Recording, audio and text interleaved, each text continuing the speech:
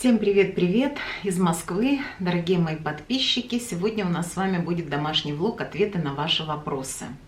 Представляться, думаю, нет смысла, потому что вопросы в основном пришли от вас, от тех, кто подписан давно на мой канал, кто следит за моими новостями на канале и кто меня уже давно знает. Я унесла своего соблогера. Первый вопрос, на который больше всего, который мне задают, это собираюсь ли я возвращаться опять в Турцию, уехала ли я совсем, что у меня с документами, дали ли мне ВНЖ или не дали. И постараюсь сейчас ответить максимально развернуто. Давайте, наверное, начну с того момента, как я вообще оказалась в Турции.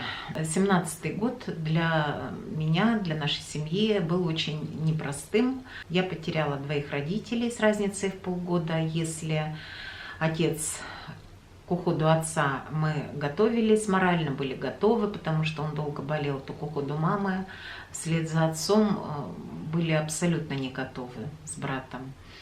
Она до последнего дня сохраняла ясность ума, была остроумная очень. Для меня она была лучшим советчиком, компаньоном в каких-то моих авантюрах, подругой лучшей. После ее ухода я долго не могла прийти в себя. Ничего не радовало, была в депрессии. И в конце 2018 года появилась возможность в нашей семье переехать в Турцию. Возможность эта появилась вовремя, вытянула меня из такого упаднического состояния. Во-первых, новое место жительства, новый менталитет, новый язык, какие-то путешествия, море. То есть я там быстро очень оклемалась, поправилась. И по России 1,5 года вообще не скучала, потому что уехала в одном состоянии, там пришла в себя. Турция меня исцелила. И я начала вести канал в Гемлике. Открыла для русскоговорящих зрителей наш регион, Гемлик. На тот момент, когда я туда приехала, информация о Гемлике в русскоязычном сегменте интернета не было вообще никакой, кроме заметки небольшой в Википедии, сколько там народа живет, какой код машин, какой индекс и все. И что Гемлик сейчас турецкий, а был греческим Киус. Все, больше никакой информации не было. И я, можно сказать, для русскоговорящих зрителей первооткрыватель Гемлика, первооткрыватель данного региона, этого чудесного городка. Активно приглашала туда. Есть семьи, которые действительно переехали по моей наводке в Гемлик. И при встречах меня благодарили, что вот я открыла им такое чудесное место. Как бы все было замечательно до 24 февраля 2022 года. Это, конечно, была встряска капитальная, естественно. Все мысли сразу у меня стали с Россией, о ситуации в России. В марте я приехала сюда, прожила здесь 2 месяца, вернулась обратно в Гемлик. Но уже все было не так радужно. Все равно засыпала я с новостной лентой в руке, просыпалась я первым делом, листая новости, что в России происходит. И вот это одна из причин, почему позитив как-то немного ушел. Вторая причина, это, конечно, поменялось окружение. Если раньше я, встречая русскоговорящих, наших сограждан, испытывала только позитивные эмоции, то есть мы делились, кто приехал, как приехал, зачем приехал, что тут нового, что посмотреть и так далее, то последнее время, особенно после демобилизации, туда поехало все, что ни попадя. Я никого не осуждаю за причины, которые подтолкнули к эмиграции. И мне непонятна ситуация, почему, приехав в Турцию, не обязательно в Турцию, хоть в Португалию, хоть куда, надо обязательно обгадить свою родину. Это я никогда не приемлю, и с такими людьми мне даже на одном гектаре сидеть некомфортно. Мое видение этой ситуации. Вы приехали с багажом, который вы получили у себя на родине. Вы стали грамотным, вы сумели заработать денег благодаря образованию в России. Вы стали тем, кем вы стали. Вы приехали в другую страну и начали охаивать свою родину. Во-первых, это для турок дико, потому что они большие патриоты своей страны, и уезжая за ее пределы, они живут своей общиной, практически не ассимилируясь, не растворяясь в другой нации, в другой среде. Если обратили внимание, в последних моих видео я уже никого практически не приглашала посетить Гемлик. Знаете, как в том анекдоте про гостей. Гости дорогие, будете проходить мимо, проходите. Вот так же и про Гемлик. Дорогие мои земляки, будете проезжать Гемлик, пожалуйста, проезжайте. То есть мне не хотелось портить впечатление о нашей нации не самыми лучшими ее представителями. Третья причина – это, конечно, депрем. Когда я приехала в Турцию, я была в таком состоянии, что мне землетрясение – это как пенка на кофе, понимаете, после того, что я пережила морально. И когда выздоровела, когда появились какие-то жизненные планы, проекты уже стала строить, и случилось в ноябре 22 года землетрясение в Болу, по-моему, около 6 баллов, а до Гемлика дошло менее 3 баллов, 2,7 или 2,5. Но так как оно было близко к поверхности Земли, то до Гемлика дошло очень хорошо. Качало в кровати так, как, знаете, в поезде на большой скорости, в купе чуть ли не сбрасывает с полок.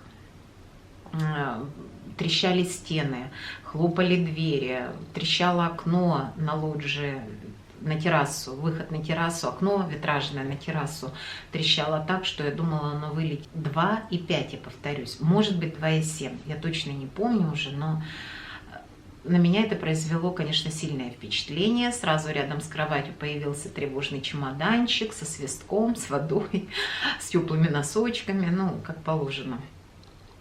Ну и как-то вот эти 3 причины не добавляли позитива, не хотелось особо куда-то ехать, что-то снимать, кого-то приглашать. Такие мысли, думаю, для кого я что снимаю, кто сюда попрет, с каким настроением в Гемлик.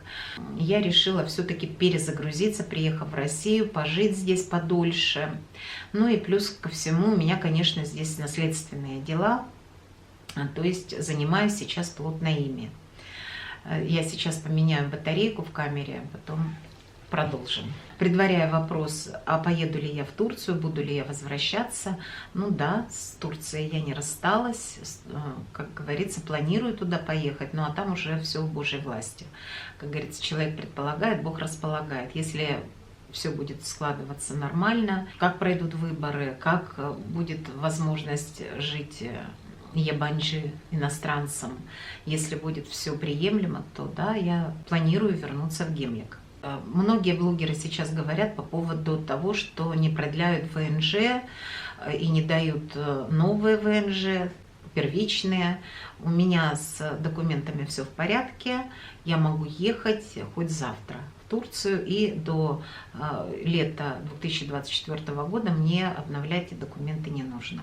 Следующий вопрос. Что в Турции с ценами? Многие сейчас уезжают из Турции, потому что там стало дорого жить. Я бы так однозначно не сказала. В Турции цены, конечно, выросли на все, но в разумных пределах. То есть что-то дороже, чем в России, что-то дешевле, чем в России. Смотря кто с каким доходом едет. Если планировали пенсионеры переехать, то, наверное, это нереально сейчас. На пенсию, конечно, там, мне кажется, не прожить. Какой там уже по счету 3-й или 4-й вопрос с медициной? К медикам в Турции я не обращалась, была только у стоматолога, у меня есть видео на канале. Ну и то там пломбы поставила и сделала чистку, все. Но в Турции я стала метеозависима, это я заметила.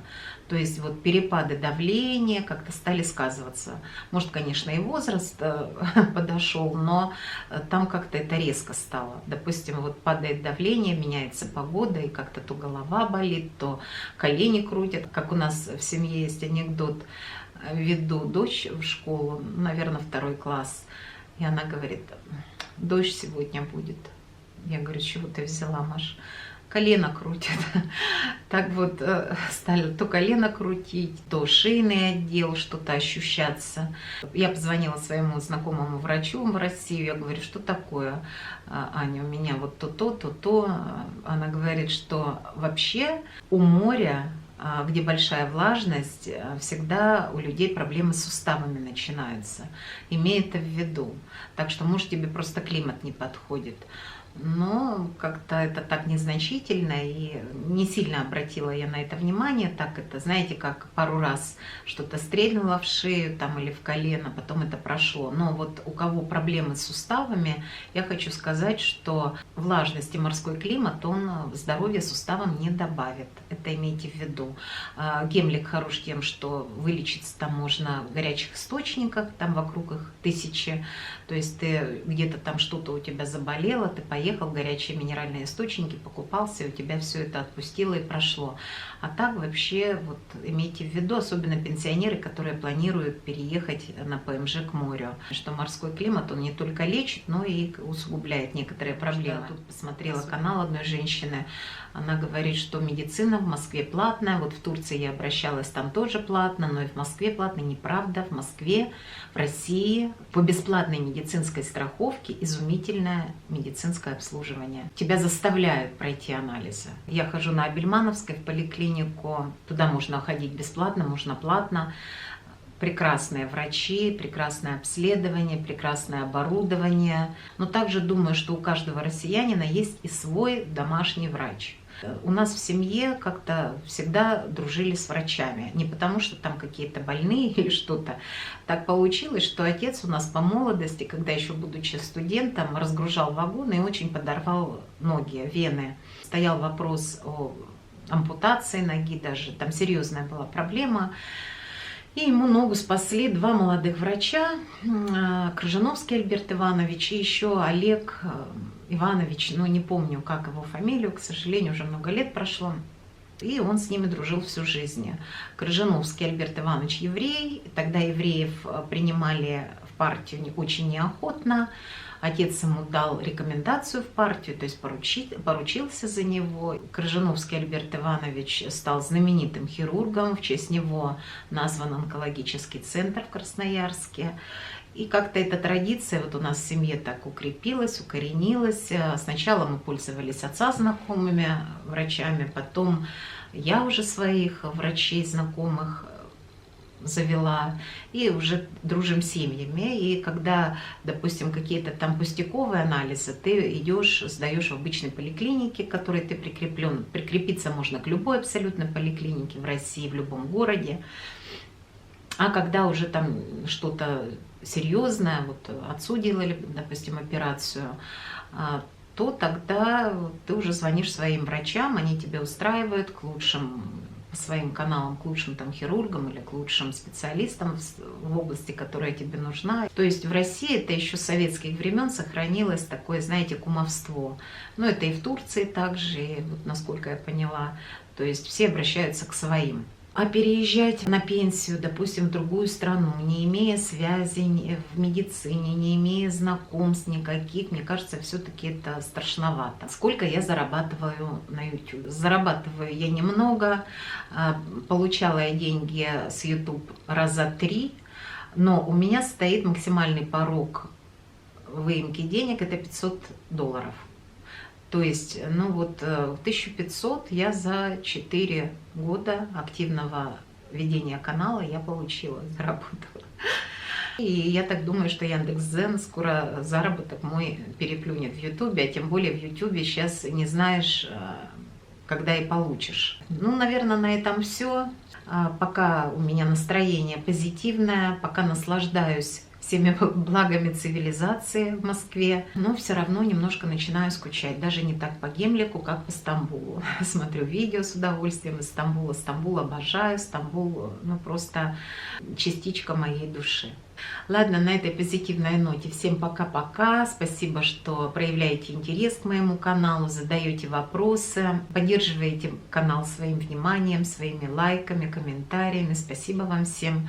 Всех вас очень люблю, дорожу всеми. Мои подписчики самые-самые лучшие. Всем пока-пока.